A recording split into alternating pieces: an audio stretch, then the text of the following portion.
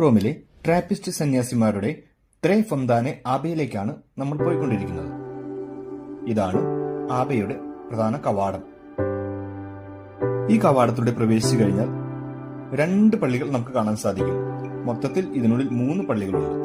ഒന്നാമത്തെ പള്ളി സാന്തി അനസ്താസിയോ എ വിച്ചെൻസോ എന്ന് പറഞ്ഞ പള്ളിയാണ്. രണ്ടാമത്തെ പള്ളി സാന്താ മരിയ സ്കാല ചേളി എന്ന് പറഞ്ഞ പള്ളിയാണ്. മൂന്നാമത്തെ പള്ളി അത് നമുക്ക് അവസാനം കാണാം. അതാണ് ഇവിടുത്തെ ഏറ്റവും പ്രധാനപ്പെട്ട ആകർഷണ കേന്ദ്രം. ഒന്നാമത്തെ പള്ളി സാന്തി അനസ്താസിയോ എ വിച്ചെൻസോ. ഇതാണ് ട്രാപ്പിസ്റ്റ് സന്യാസിമാർ അനുദിനം അവരുടെ ദിവ്യബലികൾക്കും അതുപോലെ തന്നെ മറ്റ് പ്രാർത്ഥനകൾക്കുമായിട്ട് ഉപയോഗിക്കുന്ന ആബയിലെ പ്രധാനപ്പെട്ട പള്ളി.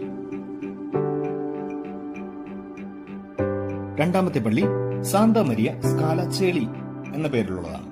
സ്കാല ചേളി എന്ന് പറഞ്ഞാൽ സ്വർഗത്തിലേക്കുള്ള വാതിൽപ്പടികൾ എന്നാണ് അർത്ഥം.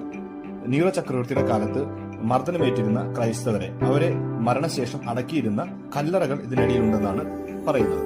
പ്രധാന പള്ളിയിലേക്ക് പ്രവേശിച്ചു കഴിഞ്ഞാൽ അതിനടിയിൽ ഒരു ഭൂഗർഭ ദേവാലയമുണ്ട്. ഇതിനടിയിലാണ് പൗലോസ് ലീഹായെ കാരാഗ്രഹത്തിൽ അടച്ച ഇടം കിടക്കുന്നത്. നീറോ ചക്രവർത്തി പൗലോസ് ലീഹായെ കാരാഗ്രഹത്തിൽ അടച്ച ഇടം കാണാനാവുന്നത്.